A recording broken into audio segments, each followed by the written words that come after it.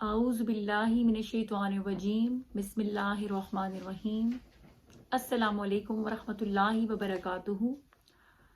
معزز ناظرین و سامعین، آج اس امر کی ضرورت ہے کہ ہم حضور پاک صلی اللہ علیہ وآلہ وسلم کی سیرت کا بغور مطالعہ کریں، کیونکہ ان کی سیرت زندگی کے ہر میدان میں ہمارے لیے راہ عمل ہے اور ہمیں اپنی لائف سٹائل کو ان کی سیرت و سنت کے مطابق اپنانا چاہیے۔ تو آج میں تاجدار کائنات صلی اللہ علیہ وآلہ وسلم کی زندگی کے جس پہلو پر مختصراً بیان کرنا چاہوں گی وہ یہ ہے کہ حضور پاک صلی اللہ علیہ وآلہ وسلم بیماروں کی عیادت کس طرح کیا کرتے تھے۔ چند احادیث کی روشنی میں آپ کی خدمت میں پیش کرنا چاہوں گی۔ تندرستی اور بیماری دونوں اللہ تعالیٰ ہی کی طرف سے انسان پر آتی ہیں، اور یہ دونوں چیزیں بندہ مومن کے لیے اللہ کی طرف سے ایک قسم کا امتحان ہوتی ہیں۔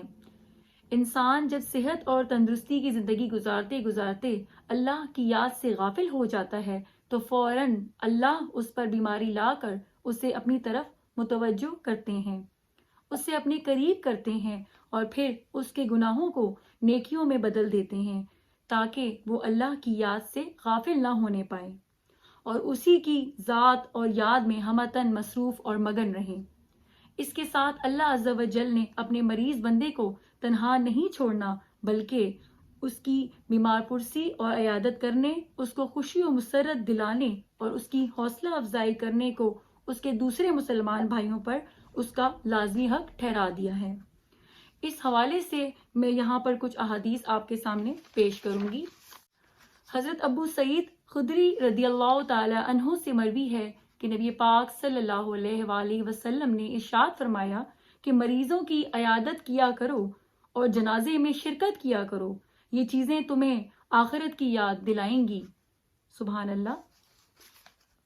ایک اور جگہ حضرت ابو سعید رضی اللہ تعالی عنہ سے روایت ہے کہ رسول کریم صلی اللہ علیہ وآلہ وسلم نے فرمایا کہ جب تم بیمار کی مزاج پرسی کو جاؤ تو موت کے بارے میں اس کا رنج و غم دور کرو، اگرچہ اس سے اس کی موت کا وقت نہیں ٹل سکتا لیکن اس کا دل خوش ہو جائے گا۔ یہ حدیث ترمذی میں ہے۔ سبحان اللہ۔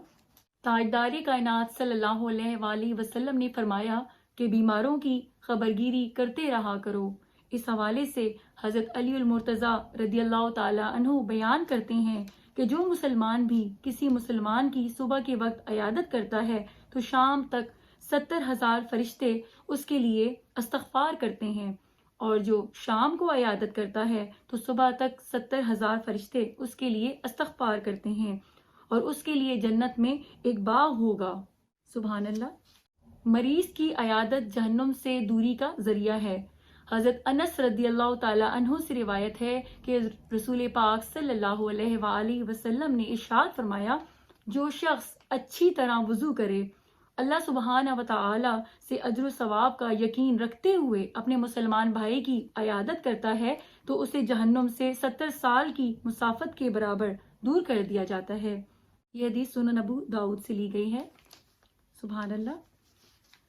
ایک اور جگہ حضور پاک صلی اللہ علیہ وآلہ وسلم نے فرمایا کہ جس نے اپنے مسلمان بھائی کی عیادت کی وہ عرفہ جنت یعنی جنت کے ایک خاص مقام کا نام ہے اس میں ہوگا۔ حضرت جابر بن عبداللہ کہتے ہیں کہ میں نے رسول اللہ صلی اللہ علیہ وآلہ وسلم کو یہ فرماتے ہوئے سنا ہے کہ جس شخص نے کسی مریض کی عیادت کی اس نے اللہ کی رحمت میں غوطہ لگایا، اور جب وہ بیٹھ گیا تو اس نے اللہ کی رحمت میں جگہ بنا لی۔ سبحان اللہ۔ ایک اور جگہ پر آقا دو جہاں صلی اللہ علیہ وآلہ وسلم نے ارشاد فرمایا، حضرت عمر بن خطاب رضی اللہ تعالی عنہ سے روایت ہے کہ جب تم بیمار کے پاس جاؤ تو اس سے کہو کہ وہ تمہارے لیے دعا کرے، کیونکہ اس کی دعا فرشتوں کی طرح قبول ہوتی ہے۔ سبحان اللہ۔ آقا دو جہاں صلی اللہ علیہ وآلہ وسلم نے ایک اور جگہ ارشاد فرمایا، جو شخص کسی مریض کی عیادت کرتا ہے تو ایک منادی آسمان سے ندا کرتا ہے کہ خوش ہو جا کہ تیرا یہ چلنا مبارک ہے اور تو نے جنت میں اپنا ٹھکانہ بنا لیا۔ سبحان اللہ۔ یہ حدیث سنن ابن ماجہ سے لی گئی ہے۔ آقا دو جہاں صلی اللہ علیہ وآلہ وسلم نے بیماروں کی عیادت کے حوالے سے ایک اور جگہ فرمایا، جس شخص نے کسی ایسے مریض کی عیادت کی جس کو مرض میں موت نہیں آتی ہے اور اس نے اس کے پاس ہوتے ہوئے 7 مرتبہ یوں پڑھا اسأل اللہ العظیم رب العرش العظیم ان یشفیک، جس کا ترجمہ ہے میں اللہ سے سوال کرتا ہوں جو عظیم ہے اور عرش عظیم کا رب ہے کہ تجھے شفا عطا فرمائے، تو اللہ تبارک و تعالی اسے ضرور اس مرض سے شفا یاب فرمائیں گے۔ سبحان اللہ۔ یہ حدیث ابو داؤد، ترمذی، نسائی سے لی گئی ہے۔ سبحان اللہ۔ میں ایک اور یہاں پر حدیث بیان کرنا چاہوں گی۔ حضرت ابو ہریرہ رضی اللہ تعالی عنہ روایت کرتے ہیں کہ رسول اللہ صلی اللہ علیہ وآلہ وسلم نے فرمایا اللہ تبارک و تعالی قیامت کے دن اپنے بندوں سے فرمائے گا کہ اے ابن آدم، میں بیمار ہوا اور تم نے عیادت نہیں کی۔ بندہ کہے گا اے میرے پروردگار، تو دونوں جہانوں کا پروردگار ہے، میں تیری عیادت کس طرح کرتا؟ اللہ عز و جل فرمائے گا کیا تمہیں معلوم نہ ہوا کہ میرا فلاں بندہ بیمار ہوا؟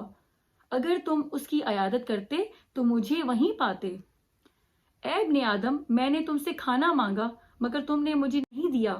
بندہ کہے گا اے میرے رب، تو دونوں جہانوں کا پروردگار ہے، میں تجھے کس طرح کھانا دیتا؟ اللہ تعالیٰ کہے گا تم سے فلاں بندے نے کھانا مانگا، اسے تم نے کھانا نہیں کھلایا۔ تمہیں معلوم نہیں کہ اگر تم اسے کھانا کھلا دیتے تو اس کا ثواب مجھ سے پاتے؟ اے ابن آدم، میں نے تجھ سے پانی مانگا مگر تم نے مجھے پانی نہیں دیا۔ بندہ کہے گا اے میرے رب، تو دونوں جہانوں کا پروردگار ہے، میں تجھے کیسے پانی پلا سکتا تھا؟ اللہ تبارک و تعالی ارشاد فرمائے گا میرے فلاں بندے نے تم سے پانی مانگا تھا لیکن تم نے اسے پانی نہ دیا۔ کیا تمہیں معلوم نہ تھا کہ اسے اگر پانی پلا دیتے تو مجھ سے اس کا ثواب پاتے؟ سبحان اللہ۔ تو ناظرین کرام، اس دعا کے ساتھ آپ سے اجازت چاہتی ہوں کہ اللہ تبارک و تعالی ہمیں حضور پاک صلی اللہ علیہ وآلہ وسلم کی سنت پر عمل کرنے کی توفیق عطا فرمائے۔ آمین ثم آمین۔